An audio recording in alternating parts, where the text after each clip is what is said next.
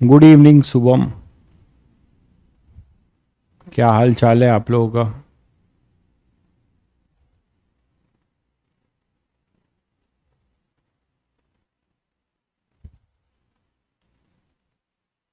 आकाश, Harsh, Prince, good evening.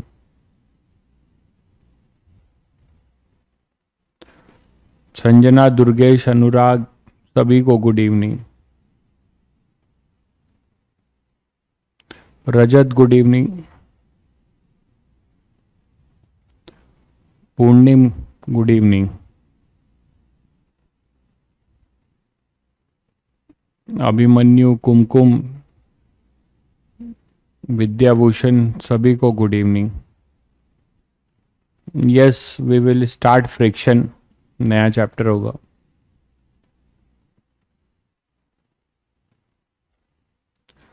Prince भाई, अगर NEET के हो तो लेक्चर तो देख सकते हो, बट अननेसेसरी बर्डन उठाओगे, है ना? क्योंकि यहाँ कुछ ज़्यादा ही ज़्यादा लेवल पे चीज़ें होंगी। आपके ऊपर है बाकी। Yemen, Ayush, good evening.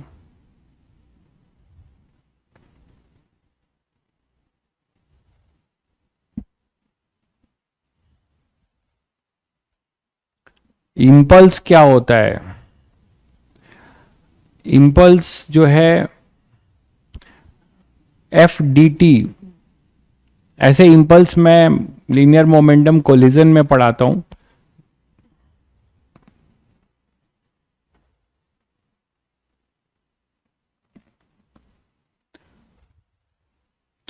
अक्षत, गुड इवनिंग।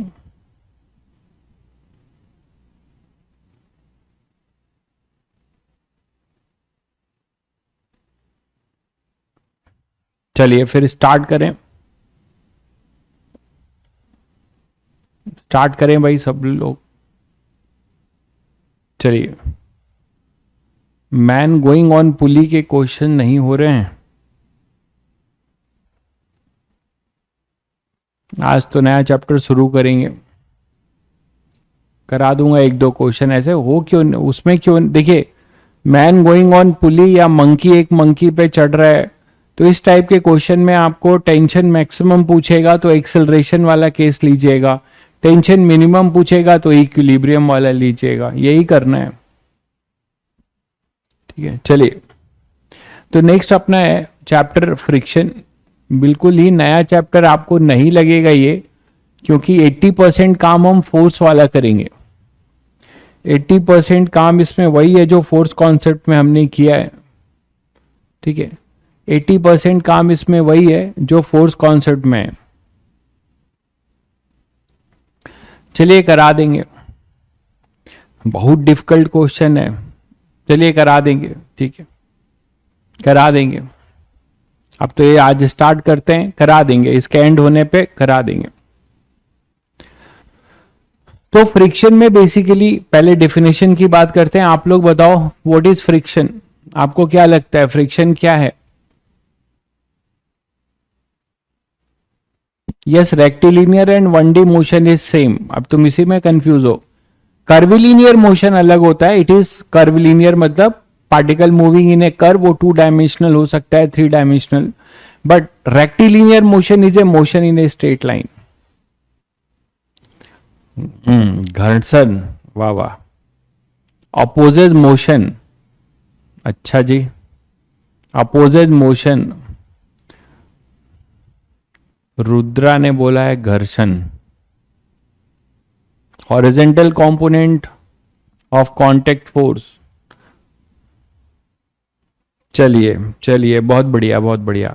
देखिए, जो लोग component horizontal component of contact force बोल रहे हैं, उनका कुछ मतलब कॉन्सेप्चुअली गलत नहीं है, बिल्कुल सही है। लेकिन जो लोग अपोजेस द मोशन या रजिस्ट द फोर्स बोल रहे हैं, उनमें थोड़ा अपने आप को सुधारना पड़ेगा उन्हें। ठीक है, अपोजेस द मोशन नहीं बोलेंगे आप, कि फ्रिक्शन हमेशा मोशन को अपोज करता है, ये गलत धारणा है। क्योंकि अगर फ्रिक्शन जो है मोशन को अपोज करता तो आप चल नहीं पाते, दौड़ नहीं पाते। ठीक है, आप जो वॉक करते हैं या रन करते हैं ड्यू टू फ्रिक्शन, फ्रिक्शन ही आपको रन कराता है या वॉक कराता है। आप ऐसे सोचो कि आप आइस का स्लैब है, कोई आइस का स्लैब है, ठीक है, उस पे आप जो है थोड़ा दौड़ के दिखाओ, आइस के स्लैब पे दौड़ के दिखाओ, वहां फ्रिक्शन नहीं है। तो फ्रिक्शन नहीं है तो आपका मोशन रनिंग और वॉकिंग बहुत दिक्कत में होगा। तो यहां तो फ्रिक्शन आपको सपोर्ट कर रहे हैं, है ना।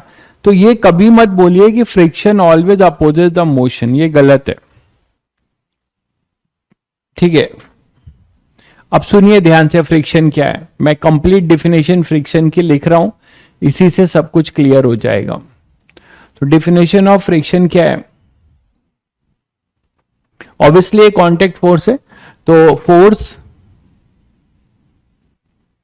Acting between,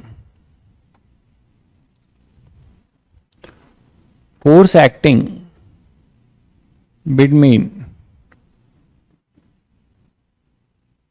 between the surface of two contact bodies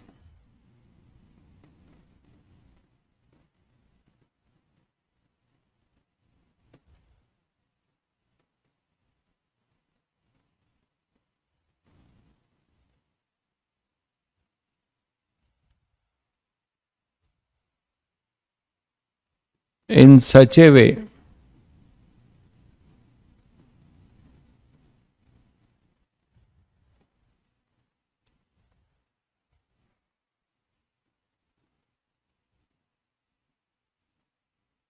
a way so that it always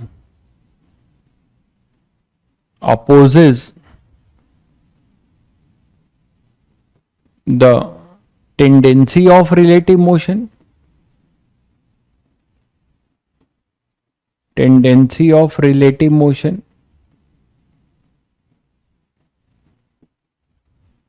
or relative motion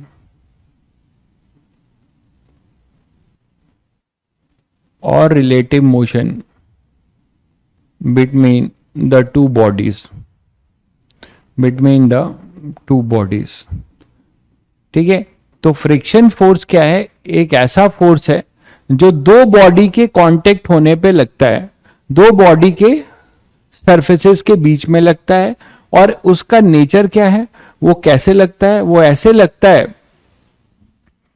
to contact bodies in such a way so that it always opposes the, वो हमेशा क्या करेगा, वो always opposes the tendency of relative motion और relative motion.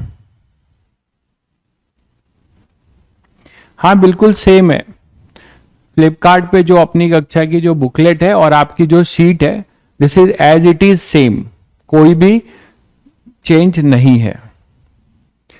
तो force acting between the surface of two contact bodies in such a way so that it always opposes the tendency of relative motion or relative motion between the two bodies, ठीक है। तो ये relative motion को oppose करता है, ना कि motion को अपोज करता है। साथ में आपने एक चीज और क्या समझी, एक वर्ड मैंने दिया है टेंडेंसी। टेंडेंसी का मतलब कि मान लो एक ब्लॉक दूसरे ब्लॉक पे है, तो ऊपर वाला दूसरे के रिस्पेक्ट में जस्ट चलने ही वाला है, जस्ट चलने ही वाला है। जो ये वर्ड है इसी को हम कहते हैं टेंडेंसी ऑफ मोशन, ठीक है। कि अब जस्ट ये रिलेटिव मोशन होने ही वाला है तो उसे हम टेंडेंसी कहेंगे। उस टाइम पे भी लगेगा, ठीक है। और कब लगेगा? जब रिलेटिव मोशन ऑलरेडी हो रहा होगा तब भी लगेगा। तो एक टेंडेंसी के टाइम लगेगा जब रिलेटिव मोशन होने की संभावना होगी। हिंदी में आप बोल सकते हैं कि दो बॉडी के बीच में रिलेटिव मोशन होने की पॉसिबिलिटी बन रही है, संभावना बन रही है, उस समय भी फ्रिक्शन लगेगा। इन सच ए वे, दोनों के केस में, चाहे संभावना हो रही हो चाहे रिलेटिव मोशन हो रहा हो, दोनों के केस में उसका एक ही मात्र गोल होगा फ्रिक्शन का, क्या? कि it always try to oppose the not motion, relative motion between the two body. इसको अभी और समझते हैं, ठीक है। तो ये अपने फ्रिक्शन है। टाइप ऑफ फ्रिक्शन हमारे पास दो हैं जो हम आगे अभी पढ़ेंगे। यही चीज अगर आप पहचान गए तो बाकी चीज तो सब काम फोर्स वाला करेंगे आप। तो टाइप ऑफ फ्रिक्शन हमारे पास दो पढ़ेंगे हम। पहला पढ़ेंगे स्टैटिक फ्रिक्शन, इसी में आपको दिमाग लगेगा स्टैटिक फ्रिक्शन। और दूसरा हमारे पास होगा काइनेटिक फ्रिक्शन, ठीक है। रोलिंग फ्रिक्शन, एक रोलिंग फ्रिक्शन के नाम से भी लोग अलग से क्लासिफाई करते हैं रोलिंग फ्रिक्शन। रोलिंग फ्रिक्शन में basically it is a type of static friction, तो मैं उसी में इंक्लूड करूंगा। तो स्टैटिक फ्रिक्शन और ये काइनेटिक फ्रिक्शन। अब धीरे धीरे देखते हैं कि इनकी क्या प्रॉपर्टी है स्टैटिक काइनेटिक की।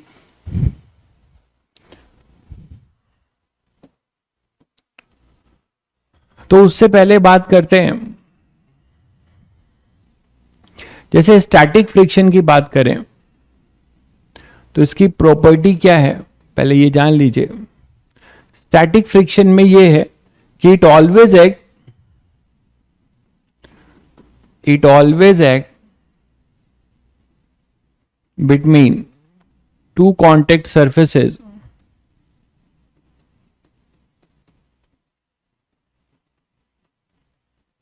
when there is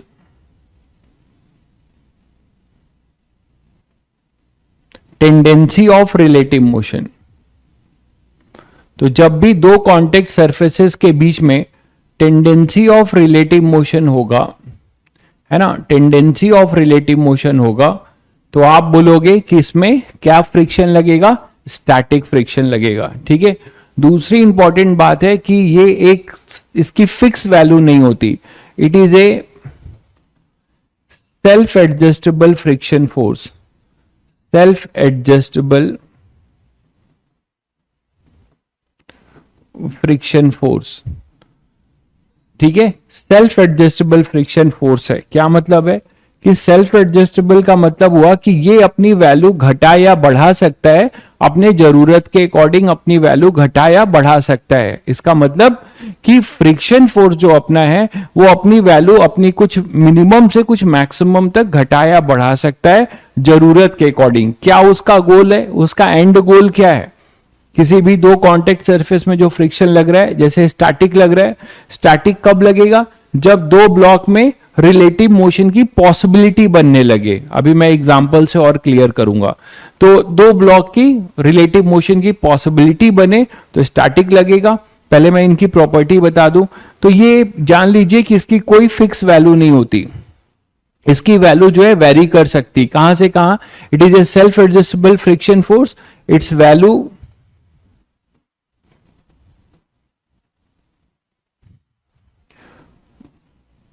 vary from 0 to its limiting value। तो अपने लिमिटिंग 0 से लेके अपने लिमिटिंग वैल्यू तक ये वेरी कर सकता है, और वो है मतलब कि ये Fs से डिनोट होता है, Fs। तो Fs lying between either 0 to Fs max. जो लिमिटिंग वैल्यू होती है उसे हम कहते हैं maximum value of static friction. इसको कहेंगे maximum value of static friction. तो ये एक सेल्फ एडजस्टेबल है। आप देख रहे हैं इनइक्वलिटी से आप समझ रहे हैं कि इसको एक रेंज मिल रहा है ना, 0 से Fs मैक्स, 0 से Fs मैक्स। तो Fs मैक्स को हम कहते हैं लिमिटिंग फ्रिक्शन या maximum value of static friction. Fs max को कहेंगे maximum value, it is a maximum value of static friction। तो ये स्टैटिक फ्रिक्शन की मैक्सिमम वैल्यू कहलाती है। इसकी वैल्यू क्या होती है अभी देखेंगे। ठीक है, क्लियर है। नेक्स्ट है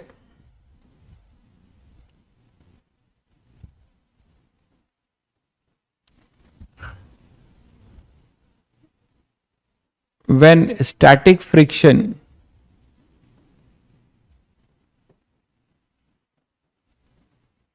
एक्स। ठीक है, तो बॉडी का स्टेट क्या होगा? बॉडी का स्टेट अभी बताया, वो उसकी टेंडेंसी होगी अभी मूव करने की, मूव कर नहीं रहा होगा। तो when static friction acts, body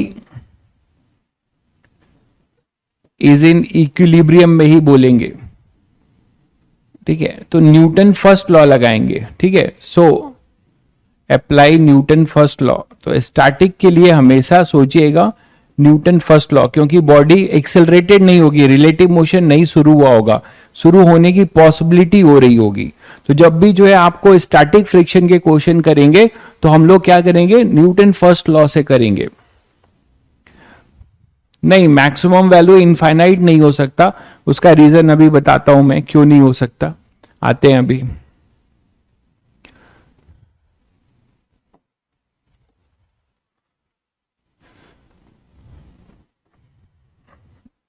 maximum value देखिए, एक केस है जिसमें इनफाइनाइट हो सकता है, वो अलग केस है, स्पेशल केस है। मैं अभी नॉर्मल, इन जनरल इनफाइनाइट नहीं हो सकता। काइनेटिक फ्रिक्शन की अगर बात करें तो ये बहुत आसान है, इससे आपको कोई टेंशन नहीं मिलने वाली है। जहां आपको काइनेटिक फ्रिक्शन लगेगा आप खुश हो जाएंगे, क्योंकि आपको इसमें कोई टेंशन नहीं होगी। It has a fix value.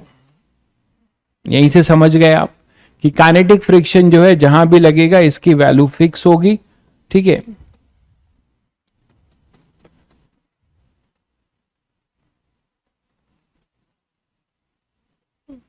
Fix value, और वो कितना होगा, एफ के फॉर काइनेटिक। ठीक है, एफ के इसकी फिक्स वैल्यू होगी, और वो कितना होगा अभी देखते हैं। उसके लिए मैं आपको लॉ ऑफ फ्रिक्शन से आप समझ पाएंगे। ठीक है, तो इनकी वैल्यू के लिए हम लॉ ऑफ फ्रिक्शन से इनकी वैल्यू निकालेंगे।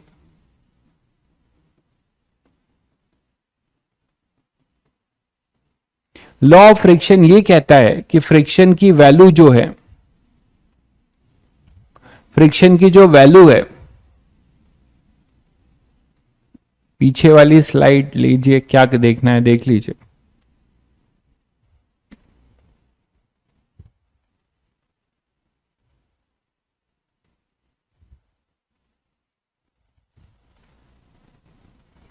थोड़ा सा इसमें और लिखना चाहेंगे, काइनेटिक के लिए कुछ और लिखना चाहेंगे। एफ के इसकी वैल्यू होती है म्यू के इंटू एन। अभी आपको इसका फॉर्मूला क्लियर हो जाएगा लॉ ऑफ फ्रिक्शन से। म्यू के इंटू एन, जिसमें म्यू के है कोफिशिएंट ऑफ काइनेटिक फ्रिक्शन, एक कांस्टेंट होता है जो सरफेस, कांटेक्ट सरफेस पे की के नेचर पे डिपेंड करता है। कोफिशिएंट ऑफ काइनेटिक फ्रिक्शन, ठीक है, depends on the nature of contact surface. कैसे सरफेसेस कांटेक्ट में है उसके डिपेंड करता है। और बाकी एन के बारे में तो सभी लोग जानते हैं, ये है अपना नॉर्मल रिएक्शन। नॉर्मल रिएक्शन, तो ये इसकी वैल्यू होती है। दूसरी इंपॉर्टेंट बात है कि काइनेटिक फ्रिक्शन के लिए कि हमेशा जब ये लग रहा होगा तो मतलब रिलेटिव मोशन हो रहा होगा। जब ये लग रहा होगा तो हमेशा जो है क्या करेगा, ये न्यूटन्स फर्स्ट लॉ लगाओगे, क्योंकि रिलेटिव मोशन शुरू हो चुका होगा, है ना।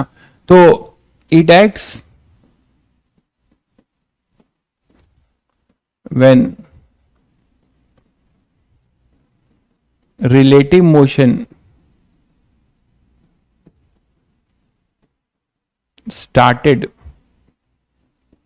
Between the two bodies. तो दो बॉडीज के बीच में रिलेटिव मोशन हो रहा होगा तब ये लगेगा। दूसरी इंपॉर्टेंट बात कि at the time of kinetic friction body equilibrium में नहीं होगी, एक्सेलरेटेड होगी। तो at the time of kinetic friction accelerated motion होगा, काइनेटिक फ्रिक्शन। तो आप हमेशा न्यूटन का कौन सा लॉ अप्लाई करेंगे, अप्लाई न्यूटन सेकेंड लॉ।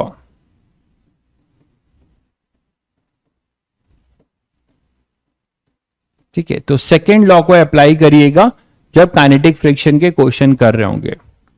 हाँ, म्यू के कांस्टेंट होगा, बिल्कुल ये कांस्टेंट है, प्रोपोर्शनैलिटी कांस्टेंट है। अभी आते हैं इस पे। एफ एस मैक्स पे भी यहां पे एक वैल्यू एड ऑन कर रहा हूं, F S max, maximum value of static friction. और एफ एस मैक्स जो होता है वो होता है mu s into N, mu s into N. F S max की, एफ एस की कोई फिक्स वैल्यू नहीं होती। इसकी जो मैक्सिमम वैल्यू है, ठीक है, इसकी जो मैक्सिमम वैल्यू है वो हमारी जो है कांस्टेंट होती है, और वो कितनी होती है, म्यू एस इंटू एन, जिसमें म्यू एस बोला जाता है कोफिशिएंट ऑफ स्टैटिक फ्रिक्शन, है ना।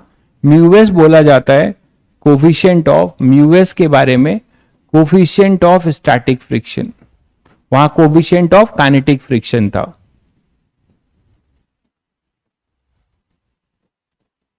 कोफिशिएंट ऑफ स्टैटिक फ्रिक्शन क्या है, ये कोफिशिएंट ऑफ स्टैटिक या काइनेटिक फ्रिक्शन, इसको देखते हैं। जी क्या लिख रहे हो, नहीं समझ में आ रहा है। वी कांस्टेंट होगा, अच्छा ओके ओके, वी कांस्टेंट होगा तो क्या होगा। अब आपको पता है कि वी कांस्टेंट होगा, इसका मतलब क्या हुआ कि काइनेटिक फ्रिक्शन तो लग रहा होगा बट उसको कोई एक्सटर्नल फोर्स न्यूट्रलाइज कर रहा होगा, तभी वी कांस्टेंट हो सकता है रफ सरफेस पे। अभी आते हैं उस पे, पहले फंडामेंटल्स थोड़ा सीख लें, ठीक है। चलिए तो नेक्स्ट स्लाइड पे ही ले लेते हैं, लॉ ऑफ फ्रिक्शन। तो जो मैंने वैल्यू लिखी वो कहां से आया, वो यहां से आया, law of friction. Law of friction आपको क्या बताता है, तो लॉ ऑफ फ्रिक्शन आपको बताता है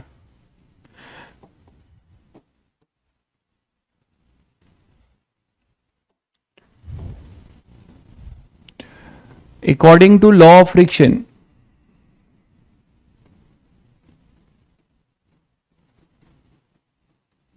है ना, friction force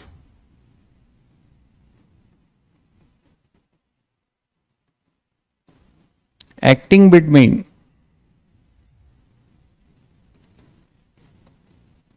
two surfaces is directly proportional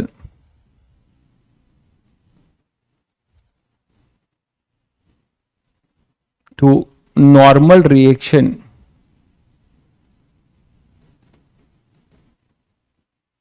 between the contact surfaces। ठीक है, तो जो कांटेक्ट सरफेसेस हैं उनके बीच का जो नॉर्मल रिएक्शन है, अपना फ्रिक्शन फोर्स जो है उनके डायरेक्टली प्रोपोर्शनल होता है। That is friction force F, चाहे वो स्टैटिक हो चाहे kinetic, is directly proportional to N. तो यहां से ये प्रोपोर्शनैलिटी कांस्टेंट हटता है और एक म्यू आता है, यहां से एक प्रोपोर्शनैलिटी कांस्टेंट हटता है और यहां से आपको मिलता है म्यू। ये जनरल फॉर्मूला है। अब इसमें क्या होता है कि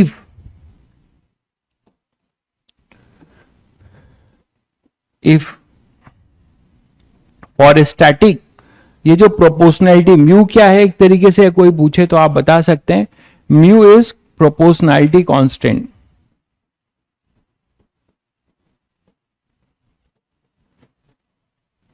म्यू इज प्रोपोर्शनैलिटी कांस्टेंट, जो किस पे डिपेंड करेगी, depends on nature of the contact surface,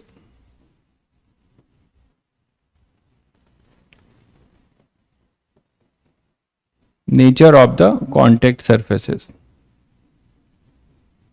तो हर सरफेस का अपना म्यू होगा, ठीक है। दूसरी इंपॉर्टेंट बात है कि if friction is kinetic, if friction is kinetic then mu को आप बोलते हैं म्यू के, और इसको पढ़ेंगे coefficient of kinetic friction, coefficient of kinetic friction, इसको पढ़ेंगे कोफिशिएंट ऑफ काइनेटिक फ्रिक्शन, ठीक। अगर इफ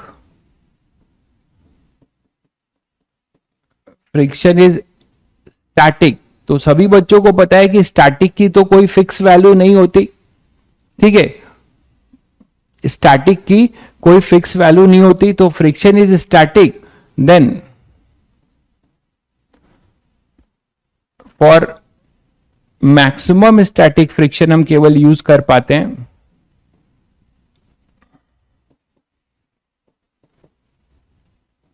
मैक्सिमम स्टैटिक फ्रिक्शन में एफ मैक्स हम क्या लिखते हैं, म्यू एस इंटू के। तो स्टैटिक फ्रिक्शन म्यू जो होगा वो म्यू एस बोला जाएगा। ठीक है, म्यू जो होगा वो क्या हो जाएगा, म्यू एस हो जाएगा। तो ये है म्यू के बारे में। ठीक है, ये क्लियर है सभी को?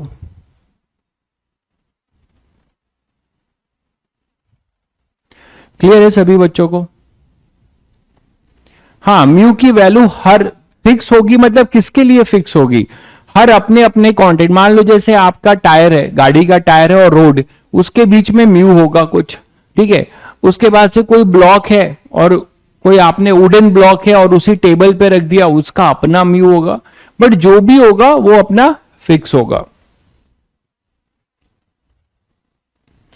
चलिए, तो ये आपने बात जानी, लेकिन ये बहुत फंडामेंटल चीज आपने जानी। लेकिन अब हमारा जो छुपा हुआ है मेन कॉन्सेप्ट इस पूरे चैप्टर में, ये समझना कि कब स्टैटिक लगेगा और कब काइनेटिक। जो बच्चा इसको समझ लिया, केवल इतनी सी बात कि कब किसी बॉडी पे स्टैटिक फ्रिक्शन लगेगा और कब किसी बॉडी पे काइनेटिक फ्रिक्शन लगेगा, ये जिस बच्चे को क्लियर हो गया, बाकी तो सब फोर्स कॉन्सेप्ट के कॉन्सेप्ट्स यूज होंगे। ठीक है, तो चलिए देखते हैं हाउ टू जज the nature of static friction या काइनेटिक फ्रिक्शन कब लगेगा, है ना। तो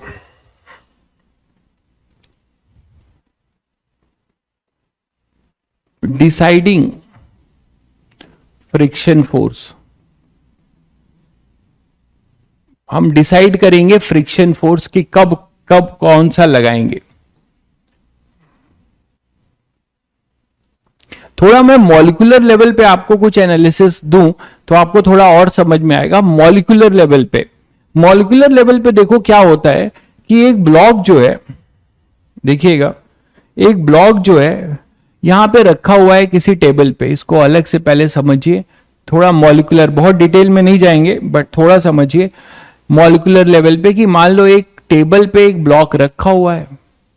ठीक बात है, तो ये तो दिख रहा है हमें कि सर ये सरफेस तो हॉरिजॉन्टल है, ये सरफेस हॉरिजॉन्टल है। ठीक है, सरफेस अपना हॉरिजॉन्टल है, स्मूथ दिख रहा है, दोनों ब्लॉक का प्लेन और अपना टेबल का प्लेन, ये कैसा दिख रहा है, स्मूथ दिख रहा है। ठीक है, लेकिन जब अगर आप इसको माइक्रोस्कोपिक लेवल पे देखोगे, माइक्रोस्कोपिक लेवल पे अगर आप इसको देखोगे, है ना, इसको आप थोड़ा मैग्नीफाई करके देखोगे, तो जब आप इसको मैग्नीफाई करके देखोगे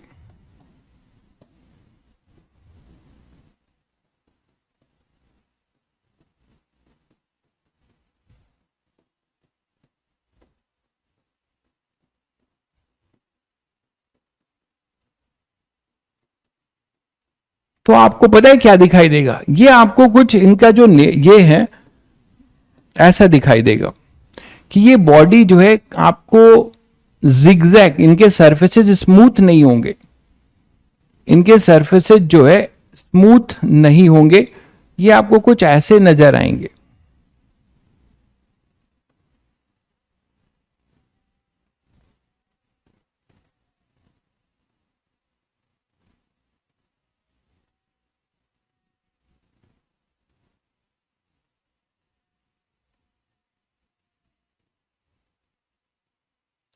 ठीक है, कुछ आपको जिगजैग पैटर्न मिलेगा।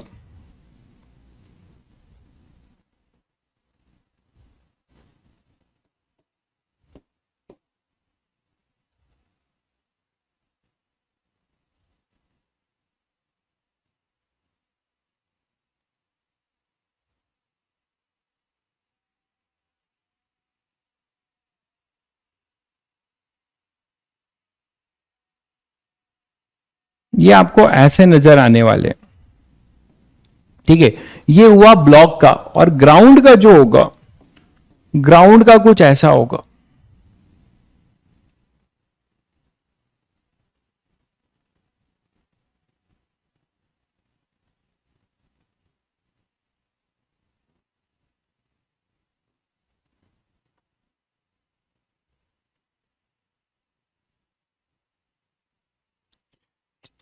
ये ग्राउंड का होगा सरफेस,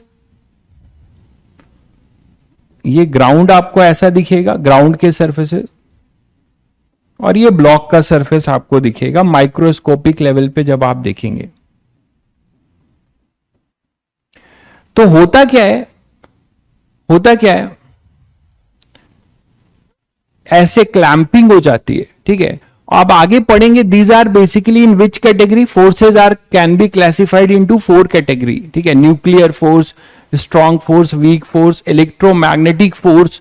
तो ये सब जितने भी फोर्स हैं, टेंशन हुए या फिर आपको जो मैं आज ये फ्रिक्शन पढ़ा रहा हूं या कांटेक्ट फोर्स, ये these are in which category, electromagnetic forces, ठीक है। ये इलेक्ट्रोमैग्नेटिक फोर्सेस हैं। तो अगर ये इलेक्ट्रोमैग्नेटिक फोर्सेज हैं तो उसमें पता है क्या होता है, जो मॉलिक्यूल्स होते हैं ना, इसके मॉलिक्यूल्स और इसके मॉलिक्यूल्स बीच के बॉन्डिंग बनाते हैं, ठीक है। इस तरीके से क्लैंप रहते हैं। अब आप क्या कर रहे हो, आप आ रहे हो और आप इसे खींचने लग रहे हो। मान लो आप इसे F4 से पुल कर रहे हो, आप अभी ये रेस्ट पर था, आपने इसको F4 से पुल किया, तो तब तक आप नहीं खींच पाओगे जब तक ये जो जिगजैग शेप की जो बॉन्डिंग है इसको आप ब्रेक ना कर दो, इसको आप ब्रेक ना कर दो। ये क्लियर है? क्लियर है सभी बच्चों को कि ये जो ब्लॉक के जिनके बीच का जो लिंक है, इसको जब तक आप तोड़ नहीं देते हो तब तक ये इसको मूव नहीं करा पाओगे, तब तक आप इसको मूव नहीं करा पाओगे। तो माइक्रोस्कोपिक लेवल पे आपको ये चीजें दिखनी जा रही है कि माइक्रोस्कोपिक लेवल पे क्या हो रहा है, ठीक है। थोड़ा सा मैंने आपको ये बताया। तो अब होता क्या है, देखो यहां हो कि कोई अगर एक ब्लॉक है, मान लो कोई एक ब्लॉक है अपना, ये रेस्ट पे पड़ा हुआ है, ये ब्लॉक जो है रेस्ट पर पड़ा हुआ है किसी ग्राउंड पे, और आपने इसमें फोर्स लगा दिया,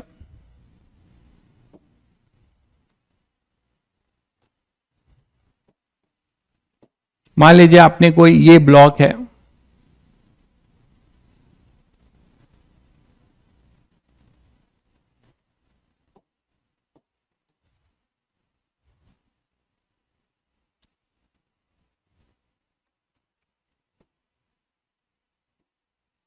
तो इस पे आपने कोई फोर्स लगा दिया, कोई कांस्टेंट फोर्स F लगा दिया, but this force is time varying, this force is time varying, let the force is 2t, ये टाइम वेरिंग फोर्स है। अब ध्यान से समझिए, इस एग्जाम्पल को अगर समझ गए तो पूरे चैप्टर में आपको कोई दिक्कत नहीं होगी। तो अब यहां पे F इक्वल टू 2t है, ठीक है। अब ये मास इसका m है, इसको हम 2 kg ले लेते हैं। और यहां पे कुछ म्यूएस है, कोएफिशिएंट ऑफ फ्रिक्शन इन दोनों के बीच में बताया था, ये कांटेक्ट फोर्सेस का के बीच में जो प्रोपोर्शनलिटी कांस्टेंट म्यूएस और म्यू के दो चीजें होती हैं। स्टैटिक के लिए आप म्यूएस यूज करते हैं, ये मान लीजिए इसकी वैल्यू 0.2 दी हुई है और इसकी वैल्यू 0.1 दी हुई है, इसकी वैल्यू 0.1 दी है। तो अब यहां पे F इक्वल टू 2t है और ये 2 kg है, आप इसको पुल करने गए। तो अब जरा देखिए क्या क्या कहानी होगी अगर आप इसकी डिफरेंट टाइम में एनालिसिस करिए, ठीक है। तो पहला केस लेते हैं कि when F is equal to at t equal to 0, at t equal to 0 की कहानी लेते हैं। एट t इक्वल टू 0 सभी बच्चे बताइए फोर्स क्या है? 0 है, ठीक है। फोर्स अपने पास क्या है? 0 है।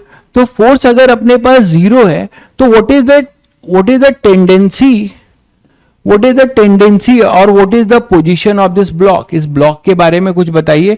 ब्लॉक का स्टेट आपको कैसा नजर आएगा?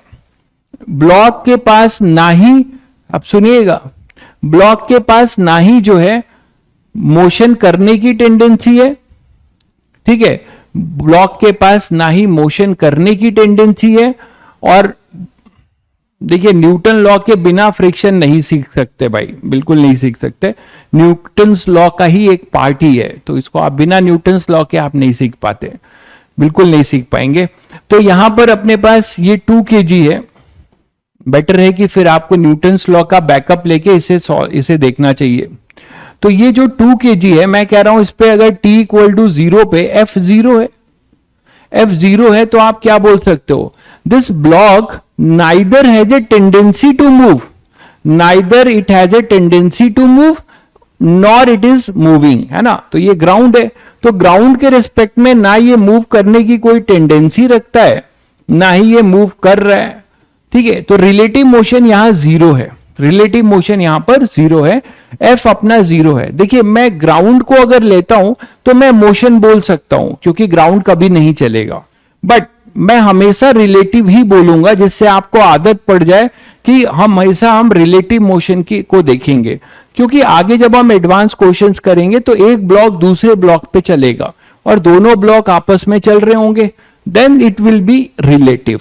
तो अभी से हम आदत डालें कि इट इज रिलेटिव। तो अगर हम ग्राउंड पे हैं तो ग्राउंड से अगर देखा जाए तो एफ जीरो है टी इक्वल टू जीरो पे, तो मैं इसके बारे में क्या लिख सकता हूं, इसके बारे में मैं कमेंट क्या कर सकता हूं कि block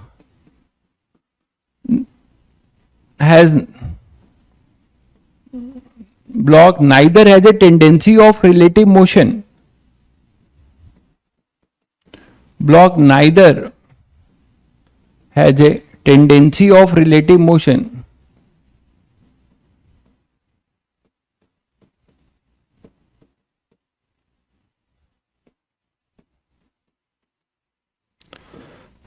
nor it has relative motion।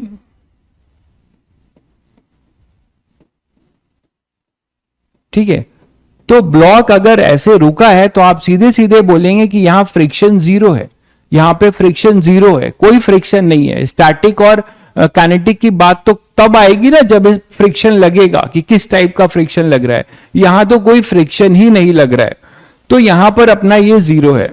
भाई सुमित, अगर आप इस केस में इस समय हमसे पूछ रहे हैं कि व्हाट इज रिलेटिव मोशन, तो सॉरी ये मैं अभी नहीं बता पाऊंगा आपको कि रिलेटिव मोशन क्या है, आपको बैकलॉग कंप्लीट करना पड़ेगा। ब्लॉक हैज ए टेंडेंसी, क्योंकि ये छोटा मोटा कॉन्सेप्ट नहीं है रिलेटिव मोशन का, जो बच्चे पढ़े हैं उनको पता है कितनी मेहनत से आदमी, बहुत लेक्चर्स लगे हैं रिलेटिव वेलोसिटी पढ़ाने में। Block neither has a tendency of relative motion nor it has a relative motion. ठीक है, तो आप बोलेंगे कि यहां पे फ्रिक्शन जीरो होगा। ठीक है, अगर हम इसी बात को अगर आगे और पूरा करें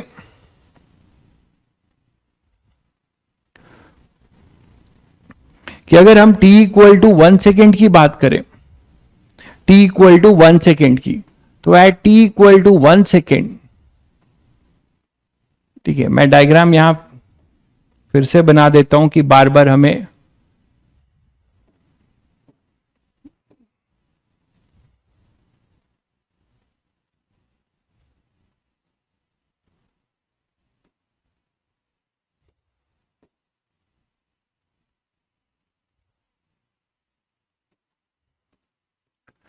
ये अपने पास फोर्स था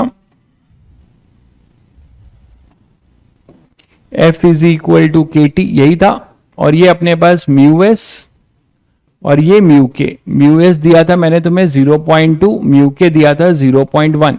तो अब मैं बोल रहा हूं t इक्वल टू 1 सेकेंड की एनालिसिस करनी है हमें, तो 1 सेकेंड पे फोर्स क्या हो जाएगा अपने पास, और ये के टी नहीं था 2t था, ये 2t था, तो t इक्वल टू 1 सेकेंड पे अपना फोर्स क्या हो जाएगा 2 newton, force is our 2 newton. ठीक है, फोर्स 2 न्यूटन है, ठीक बात है।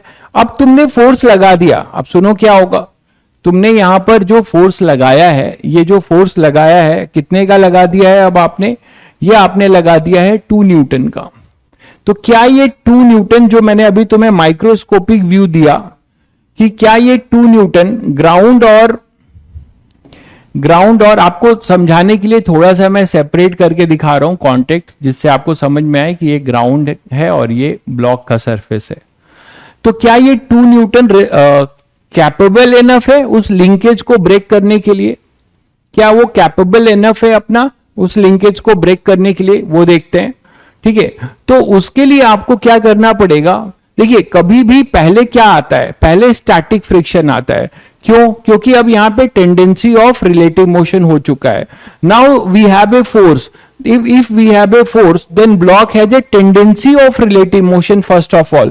पहले तो रिलेटिव मोशन की टेंडेंसी बनेगी ना, तब रिलेटिव मोशन शुरू होगा, पहले रिलेटिव मोशन की टेंडेंसी बनेगी, और ये टेंडेंसी के टाइम में क्या होगा, यहां देखिए है ना, जब फोर्स आप लगाओगे तो ये लिंकेज जब ब्रेक हो जाएगा उस समय जाके ये मूव करेगा, तब तक इसमें क्या रहेगी, टेंडेंसी बनी रहेगी। ठीक है, और ये जब ब्रेक होगा उस समय यहां मैक्सिमम स्टैटिक फ्रिक्शन लगेगा। तो थोड़ा सा मैं लिख दूं यहां पे,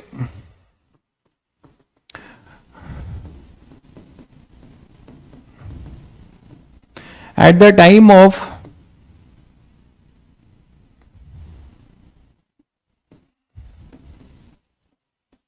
relative motion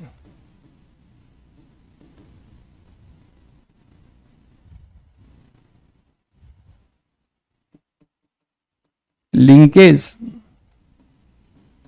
between block and ground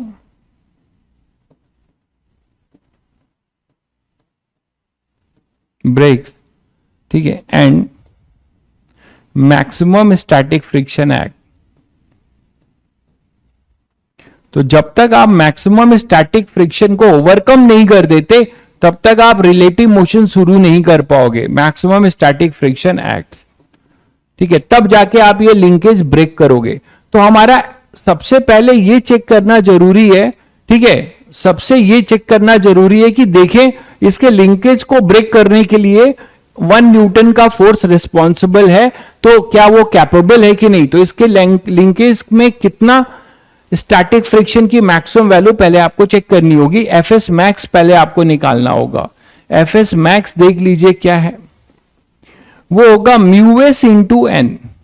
normal reaction तो यहां पे सभी बच्चों को पता है, कोई दिक्कत ही नहीं है। नॉर्मल रिएक्शन यहां पर ये जो होगा वो किसके बराबर होगा, mg के बराबर होगा, है ना। तो ये अपना नॉर्मल रिएक्शन होगा, ये mg होगा। तो mu S into mg value put करके देखिए 0.2 स्टैटिक की वैल्यू लेंगे, म्यू एस 0.2 इंटू 2 इंटू 10, तो ये मुझे मिल रहा है 4 न्यूटन। इसका क्या मतलब हुआ कि जब तक मैं 4 न्यूटन का फोर्स नहीं लगाऊंगा तब तक मैं उस लिंकेज को ब्रेक नहीं कर पाऊंगा। ब्लॉक में रिलेटिव मोशन की टेंडेंसी तो हो रही होगी बट रिलेटिव मोशन नहीं हो रहा होगा, उसमें टेंडेंसी बन रही होगी बट रिलेटिव मोशन नहीं हो रहा होगा। तो यहां पे आप बोल सकते हैं कि अभी टेंडेंसी भी नहीं है। टेंडेंसी तो तब बनती है जब मैक्सिमम को ओवरकम करे।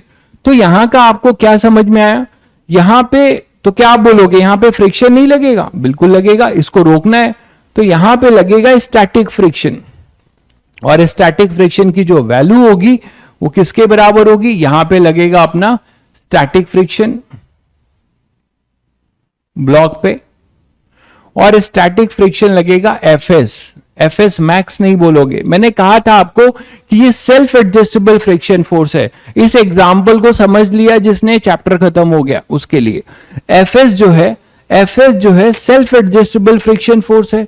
वो अपनी वैल्यू कहां से कहां बढ़ा सकता है, इसकी लिमिट कहां से कहां तक है, एफएस कहां से कहां बढ़ेगा, अभी आपने चेक किया, वो 0 से 4 न्यूटन तक बढ़ सकता है भाई, 0 से 4 न्यूटन तक। तो उसका पर्पस क्या है, उसका पर्पस है कि इसके रिलेटिव मोशन को अपोज करे, ठीक है।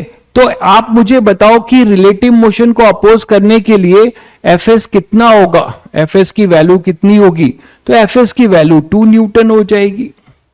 एफएस की वैल्यू 2 न्यूटन ये है, ये भी 2 न्यूटन तक बढ़ जाए तो क्या हो जाएगा, रिलेटिव मोशन की जो टेंडेंसी बन रही है वो रुकी रहेगी। शायद सभी बच्चों को क्लियर है, क्लियर है। तो यहां पे एफएस अपना केवल 2 न्यूटन तक बढ़ के रुक जाएगा। शायद आप लोग को अब स्टैटिक फ्रिक्शन का नेचर समझ में आ रहा है, ठीक है। तो स्टैटिक फ्रिक्शन 0 से बढ़ेगा, वो देखेगा कि 2 न्यूटन तक एक्सटर्नल फोर्स है, तो वो भी 2 न्यूटन तक आकर यहां पर क्या हो जाएगा, रुक जाएगा, ठीक है। आगे बढ़े, मान लीजिए मैंने फोर्स को और बढ़ाना शुरू किया, at T equal to 2 second की बात करें तो 2 सेकेंड पे इसी फोर्स पे क्या होगा, इसी ब्लॉक पे अब फोर्स कितना लगेगा, इसी ब्लॉक पे जो फोर्स है वो कितना लगेगा, टी को 2 पुट कर दीजिए तो यहां पे फोर्स आ जाएगा, एफ आ जाएगा, external force 4 Newton, external force आएगा 4 न्यूटन के बराबर। तो यहां पे 4 न्यूटन लग रहा होगा एक्सटर्नल फोर्स, ठीक है। अब यहां पर सीखिए अब क्या हो रहा है। एफएस मैक्स कितना है भाई, वो भी 4 न्यूटन है, एफएस मैक्स भी क्या हो जाएगा, 4 न्यूटन। स्टैटिक फ्रिक्शन कैसे लगेगा का क्या मतलब, पहले रिलेटिव मोशन को अपोज करने के लिए फ्रिक्शन लगता है तो सबसे पहले स्टैटिक आता है, वो हमेशा जो है मोशन की टेंडेंसी को रोकेगा। एक बार रिलेटिव मोशन हो जाएगा तो काइनेटिक लगेगा, तो स्टैटिक फ्रिक्शन लगेगा। ग्राउंड के रिस्पेक्ट में आप देख रहे हो कि फोर्स इधर लग रहा है तो ब्लॉक इधर जाना चाहेगा, तो फ्रिक्शन उसको अपोज करेगा, हमेशा उसको रिलेटिव मोशन को अपोज करेगा। यहां तो बहुत आसान है डायरेक्शन गेस करना। आप ग्राउंड पे खड़े हो, फोर्स इधर लग रहा है तो ब्लॉक राइट साइड में जाना चाहेगा, तो उसको हटाने के लिए फ्रिक्शन फोर्स क्या हो जाएगा, इस तरफ लगेगा। ये क्लियर है सभी बच्चों को? बोलो भाई। हाँ, टेंडेंसी टू मूव हो गया, बहुत बढ़िया। mg/10 कैसे आया? mg/10 कैसे आया? अरे देखो, ये μs/n स्टैटिक फ्रिक्शन की मैक्सिमम वैल्यू है। म्यूएस तो आपको 0.2 दिया हुआ है, ये देखिए, और mg आप नहीं समझ रहे, इन नॉर्मल रिएक्शन की वैल्यू है भाई। अब ये सब मत पूछिए न्यूटन लॉ की कहानी, आपको ये चीज अगर नहीं आती तो अभी आप इसको रहने दीजिए। ये देखिए यहां पर ये नॉर्मल रिएक्शन है, ये mg है, ये न्यूटन फर्स्ट लॉ लगाया गया है मेरे भाई। यहां पे तो कंफ्यूज नहीं हो रहे, इसको f तो नहीं मान रहे, इसको मैं इधर लिख देता हूं, ठीक है। n mg के बराबर है, वही लिख दिया गया है। यहां पर अपने पास क्या होगा, t=2 सेकेंड पे फोर्स आप देखिए, तो यहां पर आप सभी बच्चे बताएंगे कि यहां पे फ्रिक्शन जो होगा वो फ्रिक्शन अपना मैक्सिमम वैल्यू लग रहा होगा। ये समझ पा रहे हो? स्टैटिक फ्रिक्शन की मैक्सिमम वैल्यू लग रही होगी यहां पर। स्टैटिक फ्रिक्शन अपनी बढ़ते बढ़ते इसके रोकना चाहेगा, और इसको रोकने के लिए अपनी मैक्सिमम वैल्यू पे लगेगा, एफएस मैक्स होगा यहां। और जब भी ऐसा होगा, ठीक है, नहीं होगा, ब्रेन बॉन्ड लिंकेज ब्रेक हो जाएगी, बट अभी टेंडेंसी यहां पर आप बोलेंगे कि here F external is equal to F S max. जब भी आपको ऐसा मिले, then block has tendency of relative motion, मतलब चलने ही वाला है, तो block has tendency of relative motion, tendency of relative motion. Relative motion की अब पॉसिबिलिटी बन रही है, ब्लॉक यहां पर मोशन करने ही वाला है। जरा सा 4 से 4.001 हो जाए, 4 से एक्सटर्नल फोर्स 4.001 हो जाए, मतलब वो लिंकेज ब्रेक हो चुका, स्टैटिक फ्रिक्शन की मैक्सिमम वैल्यू ओवरकम हो चुकी है, अब वो चलना शुरू करेगा। ये है, तो यहां पर यहां तक आप बोलेंगे कि इसमें टेंडेंसी हुई है, यहां पे आप बोलेंगे कि अभी क्या हुआ है, टेंडेंसी ऑफ रिलेटिव मोशन हुआ है भाई, ठीक है। लेकिन इसके पहले वाले केस में आपने क्या देखा था? इसके पहले वाले केस में आपने देखा था इन जनरल कि हमारा जो एफएस था वो लेस देन, सॉरी, एफ जो था एक्सटर्नल फोर्स, एफ वो less than F S max था। तो कभी भी एफ जो है एक्सटर्नल फोर्स हमारा एफ एस मैक्स से लेस हो, तो आपने क्या देखा कि एफ किसके बराबर होगा, एफ एस के बराबर होगा। एफ और एफ एस जो है वो एफ के बराबर होगा, और ब्लॉक स्टेशनरी रहेगा, इसमें ना ही कोई टेंडेंसी होगी मोशन की, ना ही मोशन हो रहा होगा, ठीक है। तो ये जनरलाइज कर दिया मैंने कि कभी आपको ऐसी सिचुएशन मिले जहां पर आप देख रहे हैं कि एक्सटर्नल फोर्स जो है स्टैटिक फ्रिक्शन की मैक्सिमम वैल्यू से क्या है, कम है, तो मतलब उतने ही वैल्यू का स्टैटिक फ्रिक्शन लगेगा और वो दोनों पड़े रहेंगे रेस्ट पर। हाँ बिल्कुल, अभी भी इक्विलिब्रियम बोला जाएगा, ये तो इक्विलिब्रियम में है, इसे भी आप इक्विलिब्रियम बोलेंगे, यहां तक आप न्यूटन फर्स्ट लॉ लगाएंगे तो ये इक्विलिब्रियम ही है, ठीक है। दिख ही रहा है आप लोगों को 4 न्यूटन, और यहां पे एफ एस मैक्स भी 4 न्यूटन है, तो ये इक्विलिब्रियम ही है अपना, ये अपना इक्विलिब्रियम ही है।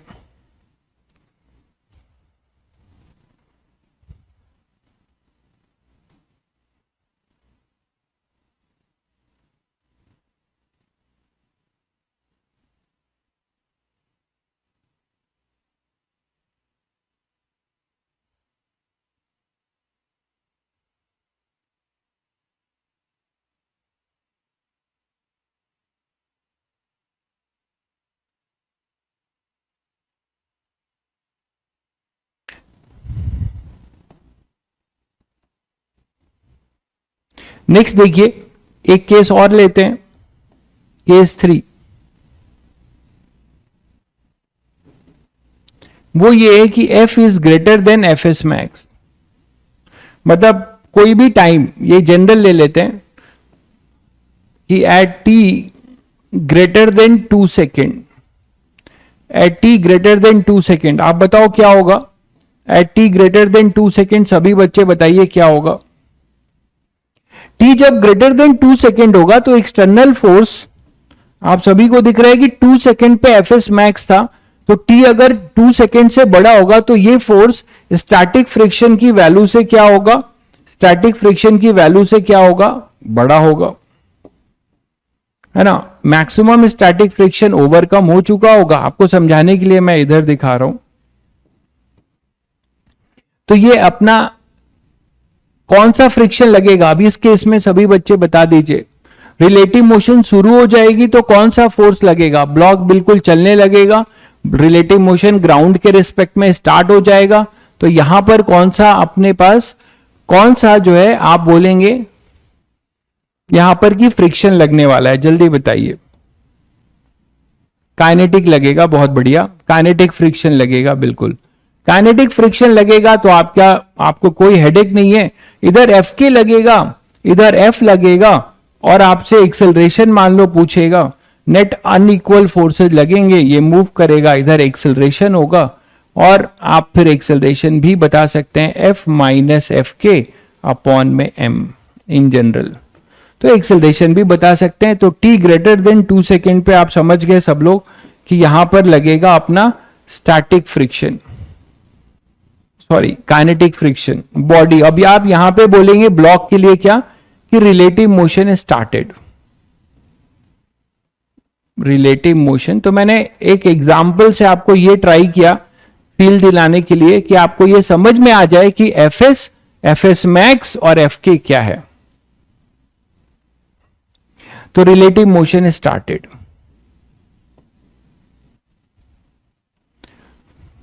एफएस की वैल्यू भी माइनस करेंगे, या कहां पे एफएस की वैल्यू, अरे एक बार में एक ही फ्रिक्शन लगेगा यार, या तो काइनेटिक लगेगा या स्टैटिक। काइनेटिक क्यों लगा सर, इतने देर से मैं आपको क्या बता रहा हूं, आपने मैं क्या अभी आए हो क्या आप? ये जो मैंने कहानी लिखी है इनकी, ये देखिए जरा, ये सब थोड़ा आप अपना कंसंट्रेशन लेवल बढ़ाइए। आपको मैंने क्या बताया, it acts when relative motion started between the two bodies, इसीलिए लग रहा है काइनेटिक, क्योंकि यहां पर रिलेटिव मोशन स्टार्ट हो गया है। कैसे पता चला कि रिलेटिव मोशन स्टार्ट हो गया, उसके लिए मैंने आपको बताया कि एफएस, जब भी एक्सटर्नल फोर्स एफएस मैक्स को ओवरकम कर लेगा, आपने चेक किया ना, टी ग्रेटर देन 2 सेकेंड पे ये 4 न्यूटन से बड़ा होगा, एफ जो होगा F is greater then 4 Newton होगा, और 4 न्यूटन क्या था, एफएस मैक्स था। तो एफएस मैक्स को ओवरकम कर चुका है एक्सटर्नल फोर्स, इसीलिए चलने लगेगा। इतनी चीजें तो बता दी,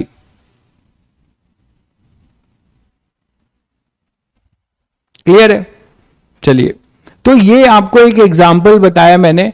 अब इसका आप अगर ग्राफ बनाना चाहें तो इसका ग्राफ बना सकते हैं, एक्सेलरेशन वर्सेस टाइम का, या वेलोसिटी वर्सेस टाइम का, वीटी ग्राफ बना सकते हैं इस ब्लॉक का। आपको एक एक्सपेरिमेंटल ग्राफ पहले बता दूं, तो ये जो एक एक्सपेरिमेंटल ग्राफ है जो आपके स्कूल में भी खूब पूछा जाता है कि जैसे जैसे हम फोर्स को बढ़ाते जा रहे हैं फ्रिक्शन कैसे लगना शुरू हुआ इस ब्लॉक पे, उसी का एक्सपेरिमेंटल ग्राफ है ये। मतलब यहां पर हम क्या कर रहे हैं, इस वाई एक्सिस पे हम ले रहे हैं फोर्स, एक्सटर्नल फोर्स, और इधर ले रहे हैं friction. This is our external force, applied force.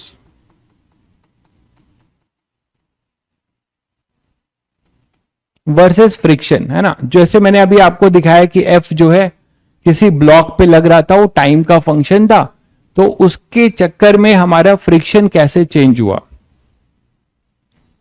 तो आपने क्या सीखा था, आपने इस सिचुएशन में क्या सीखा, अभी पूरा ओवरऑल इस इलिस्ट्रेशन से क्या सीखा? आपने यही तो सीखा कि अगर कोई फोर्स लगेगा सबसे पहले, तो पहले कौन आएगा रोल प्ले करने के लिए, पहले रोल प्ले करने के लिए कौन आएगा? स्टैटिक। ठीक है, सबसे पहले कौन आएगा? स्टैटिक। तो स्टैटिक की जो वैल्यू होगी, है ना, आपको बताया मैंने कि वो एफ के बराबर ही रहे चलेगी। जैसे जैसे एफ बढ़ेगा स्टैटिक भी बढ़ेगा, है ना। तो जब हमारा पहले स्टैटिक आएगा, ये सभी बच्चों को पता है अब कि यहां पर जो है पहले जो है स्टैटिक आएगा। फ्रिक्शन में सबसे पहले जो है ये जो फ्रिक्शन लगेगा, इस फ्रिक्शन में पहले स्टैटिक आएगा, है ना। तो पहला केस क्या था जो आपको बताया, एफ जो है हमारा less than F S max होगा, उस केस में एफ एफ एस के बराबर होगा, है ना, एफ एफ एस के बराबर होगा। तो y equal to X line है, this is y equal to X line, तो this is a straight line, this is a straight line. ठीक है, ये एक आपका स्ट्रेट लाइन बनेगा।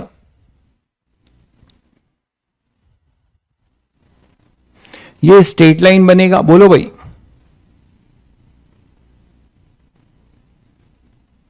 प्रोपोर्शनल होंगे, जैसे ये बढ़ेगा वैसे ये बढ़ेगा, y equal to X line है।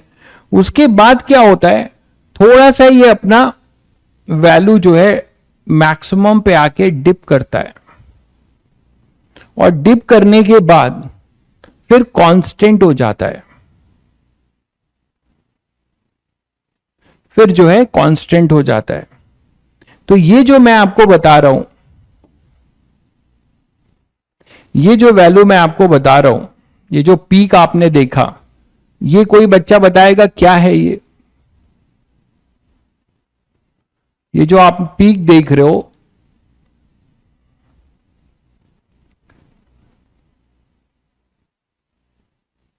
उसके बाद इसकी वैल्यू जो है कांस्टेंट हो जाती है।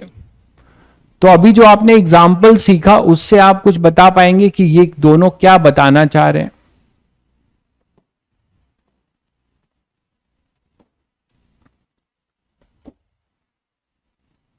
ये जो है यहां पर आप देखिए, यहां पर अपने पास मैंने ग्राफ थोड़ा उल्टा बना दिया है, इसको आप एफ ले लीजिए, इस डायरेक्शन में मैंने इधर बनाया ना, तो इसकी वैल्यू एफ ले लीजिए, एफ को इधर कर दीजिए, उससे कोई फर्क नहीं पड़ता। ये एफ है और ये एक्सटर्नल फोर्स एफ है। तो यहां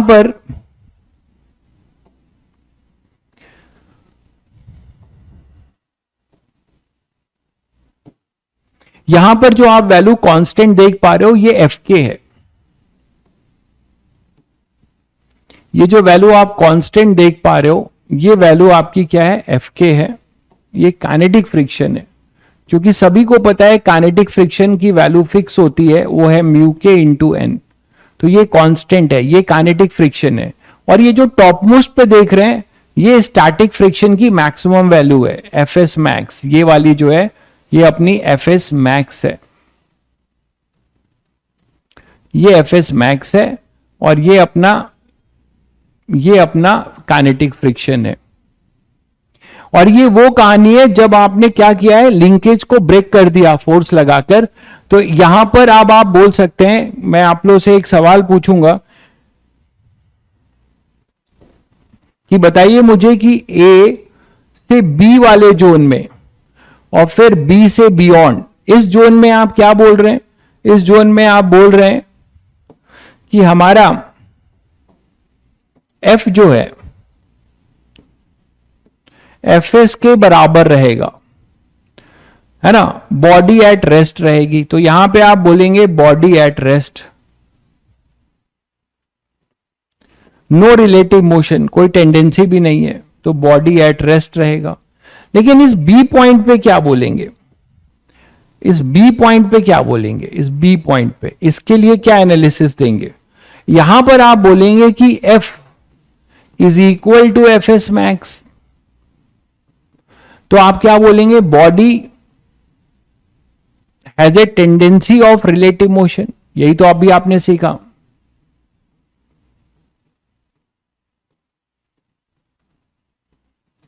body has a tendency of relative motion. और आपने यहां पर क्या देखा? इस केस में क्या देख पा रहे हैं? इस केस में आप देख पा रहे हैं कि हमारा काइनेटिक फ्रिक्शन लग रहा है। ये अपना कौन सा जोन है? ये काइनेटिक फ्रिक्शन लग रहा है। यहां पर क्या लगेगा, kinetic friction.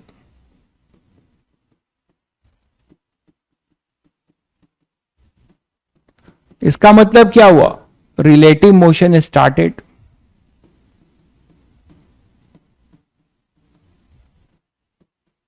Relative motion started. तो आई थिंक मैंने आपको ये फील करा दिया है कि अब यस, काइनेटिक फ्रिक्शन हमेशा लेस होता है इससे, एफएस मैक्स से। एफएस मैक्स सबसे ज्यादा होता है। ये सभी बच्चों को नहीं दिख रहा है क्या, तो मैं दूसरे कलर से लिख दूं। F is equal to F S, body at rest है। ये अपना है F equal to F S max, मतलब body has a tendency of relative motion.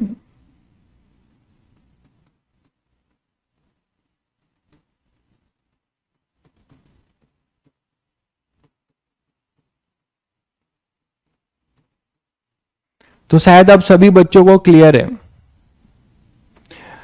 General mu is not greater than 1, ठीक है।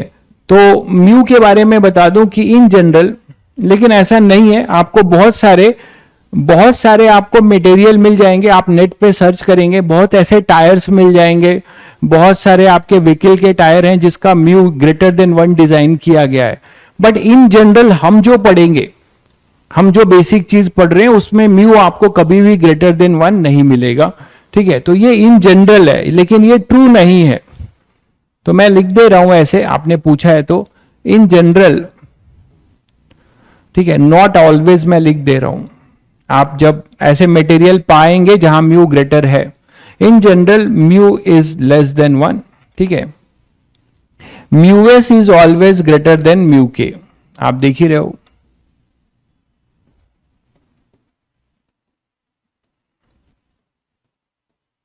म्यू एस हमेशा म्यू के greater होता है। अगर क्वेश्चन में आपको एक चीज और जान लीजिए कि अगर क्वेश्चन में आपको मेंशन नहीं करता है कि क्या म्यू एस है क्या म्यू के है, तो दोनों के लिए आप सेम ले लेंगे। नहीं, एफएस और एफके के बीच में कोई जोन में क्या होगा, एफएस और एफके एक ट्रांजिशन स्टेट है।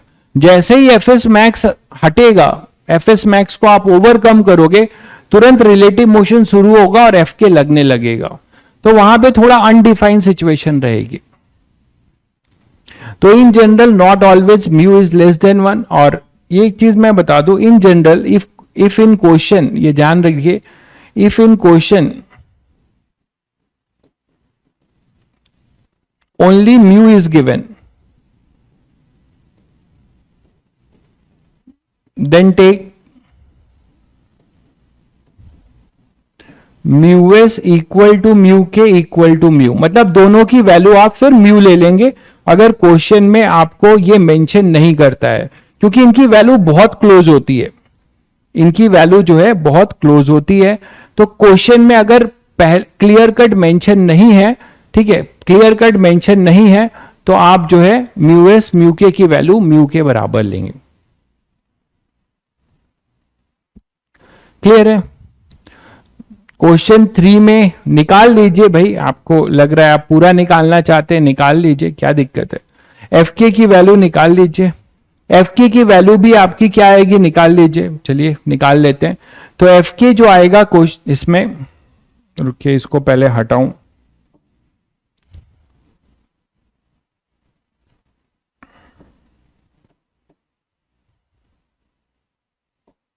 देश में जगह की बहुत कीमत है, तो ब्लैक बोर्ड में भी जगह की बड़ी किल्लत है भाई।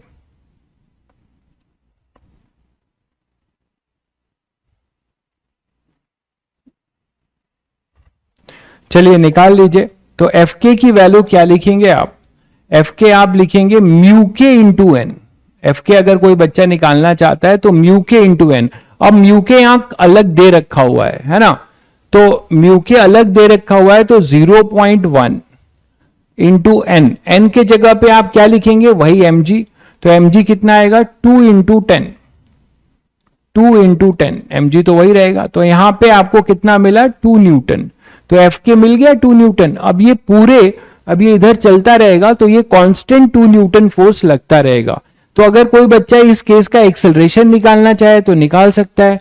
यहां पर 2t - 2 अपॉन में 2, तो आप देखिए एक्सेलरेशन क्या आएगा t-1, एक्सेलरेशन क्या आएगा t-1। तो आप देख रहे हैं टाइम के साथ इसका एक्सेलरेशन अपना बढ़ता जाएगा, क्योंकि ये फोर्स टाइम डिपेंडेंट फोर्स है, तो ये बढ़ता जाएगा एक्सेलरेशन अपना t-1 से।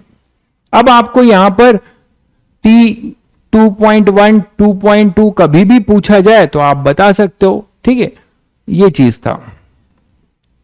आप इसमें अगर इसका ग्राफ भी बनाना चाहो एक्सेलरेशन वर्सेस टाइम का, तो एक्सेलरेशन वर्सेस टाइम का ग्राफ भी बना सकते हो। कैसा ग्राफ बनाना चाहोगे बताओ? इसी में एक क्वेश्चन और जोड़ दूं कि अगर मान लीजिए इसका 80 ग्राफ बनाना चाहें आप, इसी ब्लॉक का जिस पे टाइम डिपेंडेंट फोर्स लग रहा है, तो 80 ग्राफ बनाएंगे तो कैसा बनाना चाहेंगे? थोड़ा अपने मन में ट्राई करिए या आप कॉपी पे ट्राई करिए। एक्सेलरेशन वर्सेस टी का ग्राफ बनाना चाह रहे हैं तो आपने क्या देखा, इसका मोशन टी लाइंग बिटवीन 0 से 2 सेकेंड तक, 2 सेकेंड पे इसने मैक्सिमम को ओवरकम किया था, तो एक्सेलरेशन 0 था, यही था ना भाई।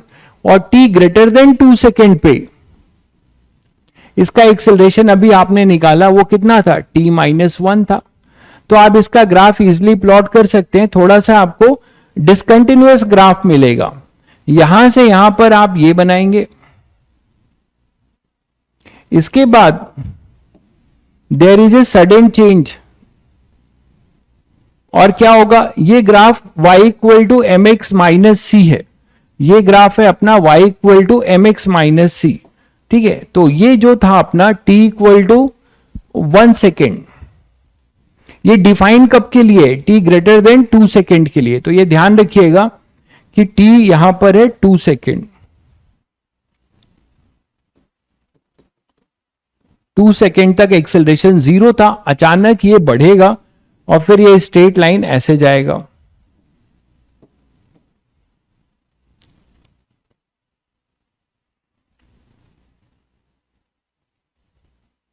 ठीक है, तो अचानक आप ये 80 ग्राफ ऐसा बनेगा। अब यहां से ये अपना बढ़ता जाएगा। इस समय इसका एक्सेलरेशन कितना होगा 2 सेकेंड पे। तो वही मैं कह रहा हूं कि ये 2 सेकेंड एक ऐसा पॉइंट है जो डिफाइंड नहीं है, क्योंकि 2 सेकेंड पे एक्सेलरेशन 0 है। तो जो आप बोलते हो ना, मैथ्स में लिखते हो ओपन इंटरवल क्लोज इंटरवल, हाँ, इंटरसेप्ट -1 होगा। जब इसको आप बैक ट्रेस करेंगे तो ऐसा होना चाहिए कि ये एक्सेलरेशन को यहां पे 1 यूनिट पे कट करे। हमें तो 2 के बियॉन्ड बनाना है, तो इसलिए मैंने इधर ही बनाया है, ठीक है। तो अब यहां से आपका ये इस तरीके जाएगा, तो ये थोड़ा सा अनडिफाइंड रहेगा। फोर्स लगने के 2 सेकेंड बाद चलेगा, हाँ भाई बिल्कुल, इतने देर से यही डिस्कस हो रहा है कि फोर्स लगने के 2 सेकेंड बाद चलेगा। फोर्स तो कंटिन्यूअस लग रहा होगा, बट वो 2 सेकेंड बाद इसलिए चलेगा क्योंकि फोर्स 2 सेकेंड पर स्टैटिक फ्रिक्शन की मैक्सिमम वैल्यू को ओवरकम कर चुका होगा और रिलेटिव मोशन की टेंडेंसी बन चुकी होगी चलने की। तो इसका आप ग्राफ भी इसमें बना सकते हैं। चलिए आगे बढ़ते हैं। अब नेक्स्ट बात करते हैं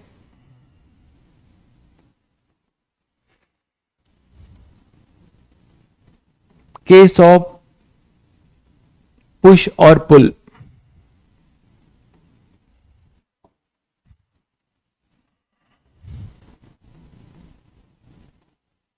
आप लोगों ने बचपन में पढ़ा होगा किताबों में कि इट इज इजियर टू, आप लोग चलो अब बताइए, आपसे सुनना चाहेंगे कि it is easier to push और pull, it is easier to push और पुल। आप लोग बताइए, किसी भी ऑब्जेक्ट को पुश करना आसान है कि पुल करना आसान है? It is easier to push और पुल, ये तो बहुत बचपन की बात है ना, क्लास 8 में पढ़े होंगे। इसमें भी कंफ्यूजन है। वो भाई एक लिख रहा है depending upon shape,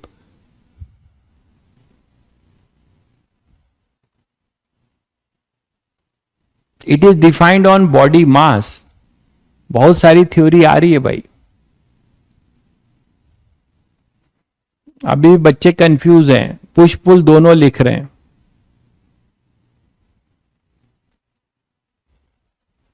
depend upon contact surface, क्या बात है। समझ गया। चलो, मतलब कॉन्सेप्ट हिले हुए हैं, कोई बात नहीं। आपको कुछ भी ना आए तो भी चलेगा, आपको कुछ भी नहीं आए तो भी चलेगा, यहां तो आप सीखने के लिए बैठे हुए। चलिए, तो केस ऑफ पुश और पुल, तो देखिए क्या होता है, अभी समझते हैं। आप खुद ही बताओगे, मैं अभी आंसर नहीं दे रहा हूं, आप खुद इस एनालिसिस के बाद खुद बताने लगोगे। तो पहला हम केस लेके चलते हैं, केस ऑफ पुल। क्या सिचुएशन क्रिएट कर रहे हैं कि एक हमारे पास ब्लॉक है, मान लो, ठीक है, एक हमारे पास ब्लॉक है,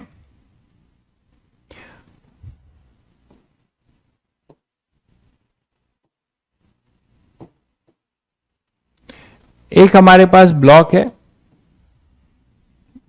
थोड़ा रंगीन कर देते हैं, आपकी दुनिया ब्लैक एंड व्हाइट ही है अभी। तो आप क्या कर रहे हो, यहां पे कोई एक फोर्स लगा के इसे क्या कर रहे हो, इस तरीके से कांस्टेंट फोर्स लगाकर पुल करना चाह रहे हो। कोई रस्सी से इस बॉक्स को खींच रहे हो, ऐसे सोचो कि किसी रस्सी से आप इस बॉक्स को क्या करना चाह रहे हो, खींच रहे हो। और ये फोर्स आपने लगाया है, एक कांस्टेंट फोर्स लगाया है, किसी कांस्टेंट एंगल पे लगाया है, थीटा पे, ठीक है, फोर्स कांस्टेंट है। तो आप किसी रस्सी से इसको इस तरीके से खींच रहे हो, ठीक है, किसी रस्सी से आप इसको इस तरीके से खींच रहे हो, और इसका मास जो है m है, इसका मास जो है m है, और इसमें कोएफिशिएंट ऑफ फ्रिक्शन मान लीजिए μs है। तो आप इसे जब करोगे तो आप मुझे बताओ, रफ है भाई, ये रफ है, स्मूथ नहीं है, सारी एनालिसिस रफ पे हो रही है, अब सब रफ लगे, रफ होगा। अभी फोर्स कॉन्सेप्ट में सब स्मूथ चल रहा था, अब ये रफ है। कोएफिशिएंट ऑफ फ्रिक्शन अपना कितना है, μs है, ग्राउंड और ब्लॉक के बीच में, ठीक बात है। चलिए अब देखें क्या करने वाले हैं हम लोग जो है इसको पहले ब्रेक करते हैं। आप अगर इसे खींच रहे हो, हाँ ये है, हम एक कंडीशन लेके चल रहे हैं कि ऐसा ना हो कि आपने ऐसा खींचा कि ये धरती छोड़ दे। धरती छोड़ दे मतलब कोई एक भाई कह रहा है धरती छोड़ दे, ऊपर चला जाए, अरे ऊपर नहीं जाएगा, इसको अभी जीना है, ठीक है। तो धरती छोड़ने का मतलब हुआ कि इनके बीच में नॉर्मल रिएक्शन जीरो हो, ठीक है, नॉर्मल रिएक्शन, अध्यात्म की भाषा में नहीं, फिजिक्स की भाषा में बात करिए। तो धरती छोड़ने का मतलब हुआ कि नॉर्मल रिएक्शन इसमें क्या हो, जीरो हो, मतलब ये ऊपर उठ जाए। ऐसा नहीं हो रहा है, हम ये मान के चल रहे हैं कि इसका नॉर्मल रिएक्शन कांटेक्ट बना हुआ है, ठीक है। Block in always in contact with the surface.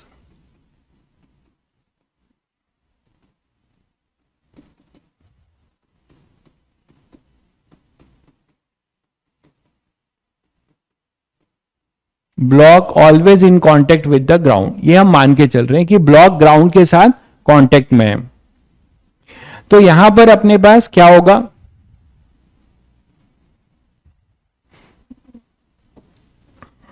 कि यहां पर F जो होगा एक इधर लगेगा। अगर आप ध्यान से देखो, इधर चलाने के लिए क्या F रिस्पॉन्सिबल है, इतना तो अब आप लोग बहुत ज्यादा फोर्स कॉन्सेप्ट कर चुके हो, सभी बच्चों को क्लियर हो रहा है कि भाई इसको हॉरिजेंटल डायरेक्शन में मूव कराने के लिए F रिस्पॉन्सिबल नहीं है, F cos theta is responsible, इसका एक कंपोनेंट। और ये वर्टिकल कंपोनेंट है इधर F sin थीटा, तो इसके इधर है और इधर लग रहा है अपना, मैं FBD बना रहा हूं, है ना, बाकी काम तो फोर्स वाला ही करेगा। इधर mg लगेगा और इधर अपना नॉर्मल रिएक्शन, ये नॉर्मल रिएक्शन, ये नॉर्मल रिएक्शन होगा, ये mg होगा।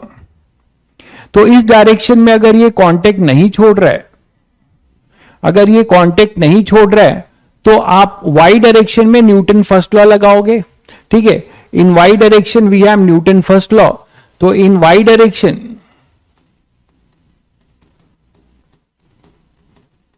इन y direction Newton first law, तो n बताइए यहां पे भी बहुत भारी गलती होती है बच्चों से, वो यही मिस कर जाते हैं कि नॉर्मल रिएक्शन को, आप लोग बताइए क्या होगा नॉर्मल रिएक्शन, यहां नॉर्मल रिएक्शन क्या होगा, जल्दी से कमेंट करके बताएंगे प्लीज। नॉर्मल रिएक्शन किसके बराबर होगा यहां पर, क्या mg के बराबर होगा भाई, क्या नॉर्मल रिएक्शन mg के बराबर होगा?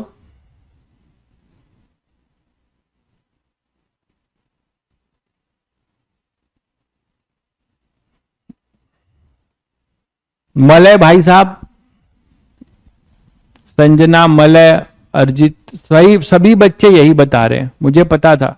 अरे इतना फोर्स कॉन्सेप्ट पढ़े हो, इधर न्यूटन फर्स्ट लगाओगे तो एन और एक फोर्स इसका कंपोनेंट ऊपर लग रहा है ना, तो एन प्लस, केवल 2-3 बच्चों ने सही दिया है आंसर, दुर्गेश ने सही आंसर दिया है, बहुत बढ़िया भाई, बहुत बढ़िया। अनामिका ने सही दिया है, रजत ने सही दिया है, अब तो सब सही देंगे। तो यहां पर n और f साइन थीटा, तो n plus f sine theta लिखोगे ना, यही गलती लोग करते हैं, इक्वल टू mg होगा यहां पर। तो n जो होगा वो हमेशा एक रट लेते हैं ना, वो रटते हैं कि n जहां दिखे mg के बराबर, ऐसा नहीं है। आप y डायरेक्शन में नेट फोर्स बैलेंस करो, आपको नॉर्मल रिएक्शन मिलेगा। तो क्या मिल रहा है, mg minus f sign theta. ठीक, अब चलो कहानी ये, हम अब पूछोगे सर आप क्या निकालना चाह रहे हो, हम निकालना चाह रहे हैं minimum value of f for the block just to move. तो मिनिमम वैल्यू देखिएगा, कंडीशन ले रहा हूं, मिनिमम वैल्यू ऑफ, पहले तो for block just to move की कंडीशन लिखें, फॉर ब्लॉक, चलो इन जनरल करते हैं, for block to move in general, कितने बच्चे कंडीशन बताने वाले हैं, फॉर ब्लॉक टू मूव की कंडीशन बताइए जल्दी से। For block to move, block को मूव, ब्लॉक मूव कर जाए, व्हाट इज द कंडीशन, क्या कंडीशन लिखेंगे इस पे?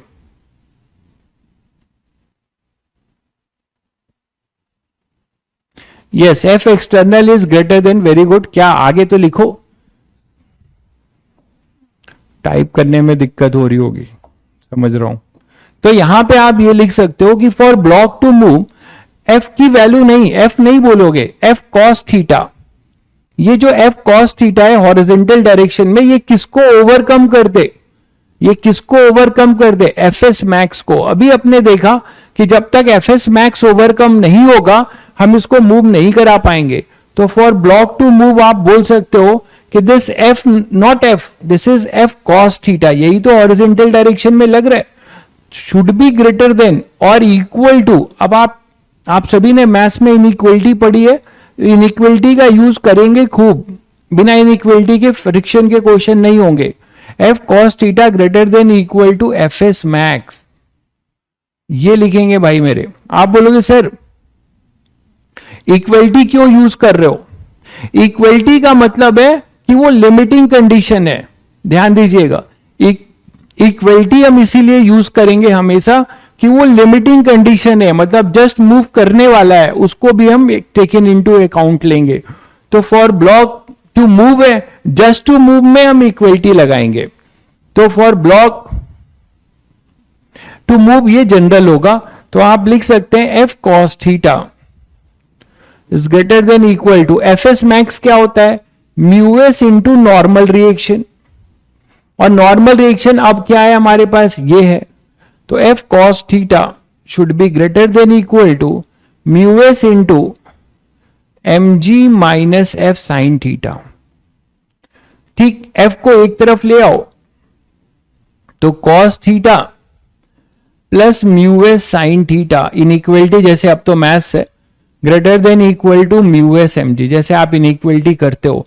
अब मैं इनइक्वलिटी के रूल बताते हुए सॉल्व नहीं कर रहा हूं, आइए मतलब ये आप समझ रहे होंगे कि इधर मैं plus F S sine theta करूंगा, इधर प्लस करूंगा, इनइक्वलिटी चेंज नहीं होगी। कभी मैं माइनस से मल्टीप्लाई करूंगा तो इनइक्वलिटी चेंज होगी। आई थिंक सब आप लोग जानते हो ये सब। तो एफ की वैल्यू क्या आएगी, mu S M G upon में cos theta plus mu S sine theta. ये जनरल फंक्शन मिलता है हमें एफ के ऊपर कि फॉर ब्लॉक टू मूव के लिए।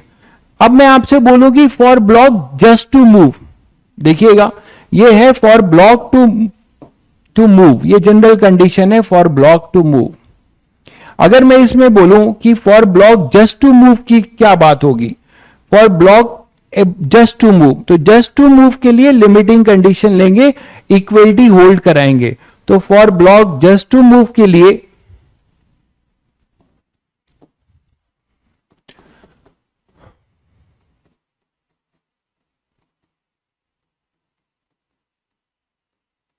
For block just to move के लिए आप बोलेंगे कि जो अपना एफ एस है, सॉरी एफ है,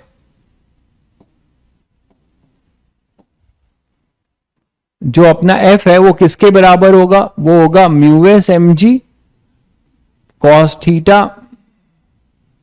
इसमें मतलब इक्वलिटी होल्ड कराएंगे। इस समय का मतलब क्या हुआ कि हम ये मान के चल रहे हैं कि जस्ट मूव के लिए F S cos theta F S max के बराबर है, F cos theta F S max के बराबर है जस्ट टू मूव के लिए, तो यहां इक्वलिटी होल्ड करा रहे हैं। Plus mu S sine theta ये आएगा। बट आपके पास एक फ्रीडम है, आपके पास फ्रीडम है कि आप थीटा को एडजस्ट कर सकते हैं। फोर्स तो कांस्टेंट है बट थीटा को आप एडजस्ट कर सकते हैं, और आप ऐसा कोई थीटा पे कोई फोर्स लगा सकते हैं जिससे आपको उसको मूव कराने के लिए, आपको मूव कराने के लिए कम से कम जो है, कम से कम आपको फोर्स लगाना पड़े, कम से कम फोर्स लगाना पड़े। तो इसके आगे चलते हैं। अगर मैं आपसे पूछूं कि मिनिमम, अब इसके आगे मैं बोलूं कि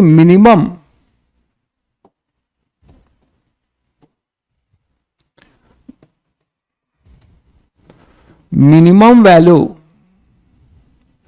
ऑफ एफ है ना, minimum value of f for block just to move. तो सभी बच्चे अब समझदार हैं। आप लोग बताइए, इतना मैथ्स पढ़ा है आपने और मैंने भी कई बार बताया है, व्हाट इज एफ मिनिमम। देखें कितने बच्चे बताते हैं। एफ मिनिमम क्या होगा,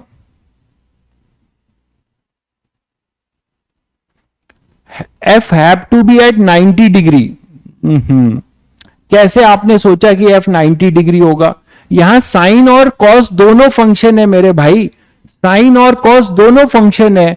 एक आप 90 डिग्री डालोगे तो दूसरा बड़ा हो जाएगा, एक छोटा हो जाएगा। एक को 0 डालोगे तो एक बड़ा हो जाएगा, दूसरा छोटा हो जाएगा। साइन और कॉस दोनों है। मैंने आप लोगों को मैक्सिमा मिनिमा भी भूल जाते हो आप लोग। आप लोगों को याद करिए, रिवरमैन प्रॉब्लम में भी बताया था, आपको रिवरमैन प्रॉब्लम में भी बताया था 45 डिग्री गलत है, 45 डिग्री भी गलत है भाई संजना, गलत है। आप लोगों को मैंने ऐसा कई बार बताया, भूल जा रहे हो तुम लोग। मैंने रिवरमैन में भी ये करा रखा है, कोई एक फंक्शन है y is equal to sine theta, a sine theta, गलत बात है लेकिन ये सब कैसे भूल जा रहे हो।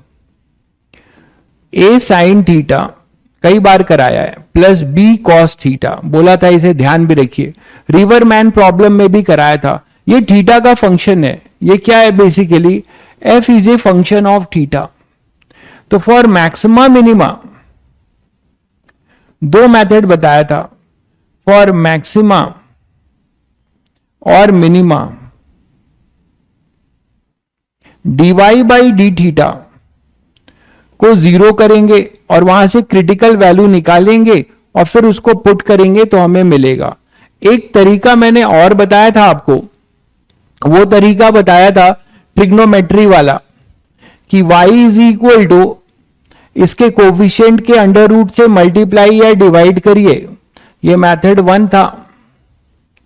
ये मेथड 2 बताया था मैंने कि इसके साइन थीटा और कॉस थीटा के कोफिशिएंट का स्क्वायर, और आप लोग क्या ट्रिग्नोमेट्री में नहीं किए हो, इसको ऐड करिए। मैंने इसको बता रखा है, बी का कोफिशिएंट कॉस का है, साइन का ए है, और इसको मल्टीप्लाई और डिवाइड कर दीजिए।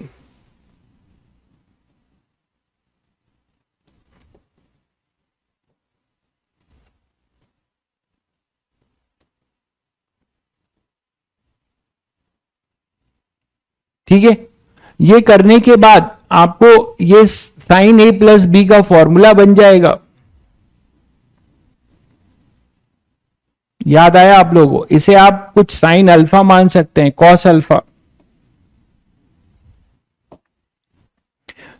तो साइन थीटा इंटू इसे आप कुछ कॉस अल्फा लिख लीजिए, प्लस फिर ये बनेगा अपना sine alpha into cos theta. Triangle बना के आप देख सकते हैं।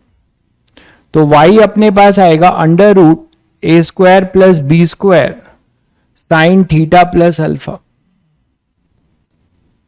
तो ये अब इसकी मैक्सिमम, y की मैक्सिमम वैल्यू क्या होगी जब ये पूरा 1 हो जाए, मतलब ये इसकी मैक्सिमम वैल्यू होगी, ये इसकी मैक्सिमम। तो कभी भी आपको ऐसा फंक्शन दिखे तो ट्रिक यही है इसकी मैक्सिमम वैल्यू के लिए। इसकी मैक्सिमम वैल्यू आप यहां से एक फॉर्मूले की तरह बोल सकते हैं कि इसकी जो मैक्सिमम वैल्यू होगी वो under root a square plus b square होगा।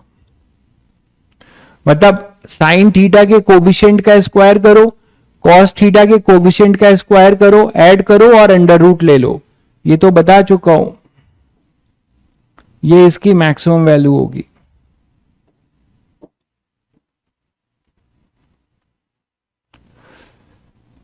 तो इसको कभी भी आपको यूज करना पड़े आप डायरेक्टली यूज कर सकते हैं, कभी भी आपको यूज करना पड़े आप ये डायरेक्टली यूज कर सकते हैं। बाकी मैक्सिमा मिनिमा भी है, उससे भी कर सकते हैं।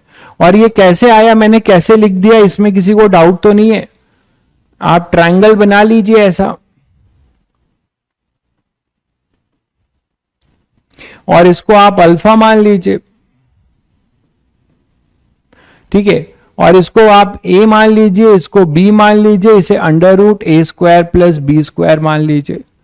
तो आप सब लोग समझ गए होंगे कि मैंने कैसे लिखा इसको कॉस अल्फा। इस ट्रायंगल से इसको कॉस अल्फा लिख दिया और इसको जो है मैंने साइन अल्फा लिख दिया। क्लियर है?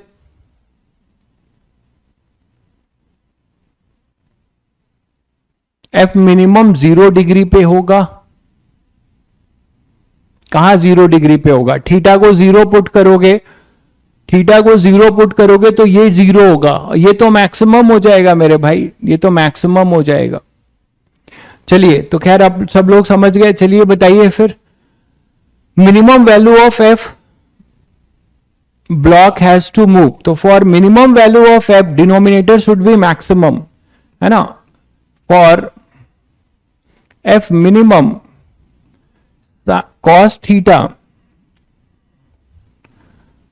Theta plus mu S sine theta, ये पूरा डिनोमिनेटर है, शुड बी मैक्सिमम।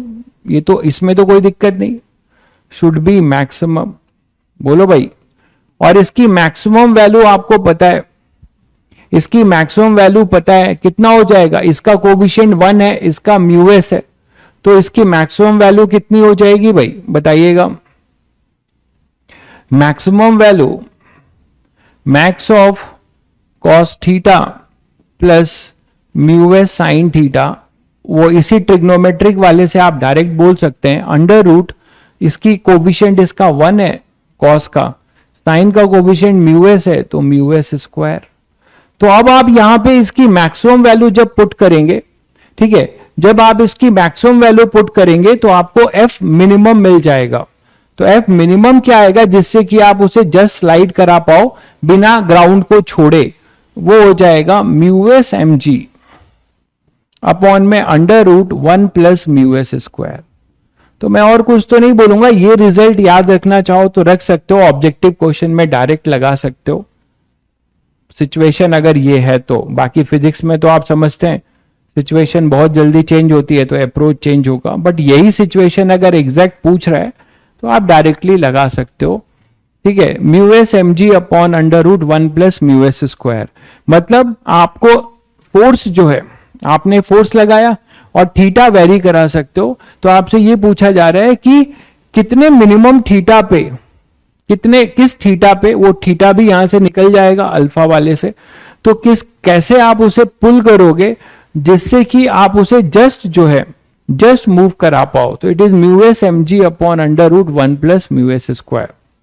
ये क्लियर है सभी बच्चों को? ये सभी बच्चों को क्लियर है? अच्छा, टाइम हो गया क्या? बाय का मैसेज आने लगा। टाइम तो हो गया, ज्यादा हो गया। चलिए बच्चों, फिर ये रिवाइज करके आइएगा, ठीक है। और आपको एक दिन का और समय मिल रहा है। आप फोर्स का जो भी बैकलॉग है, जैसे मॉड्यूल के क्वेश्चंस आपने नहीं किए हो फोर्स के, या एससी वर्मा नहीं किया हो, या डीपीपी नहीं किया हो, या पीवाईक्यू नहीं किया हो, उसको निपटा दीजिएगा, ठीक है, उसको निपटा दीजिएगा। चलिए फिर मिलते हैं।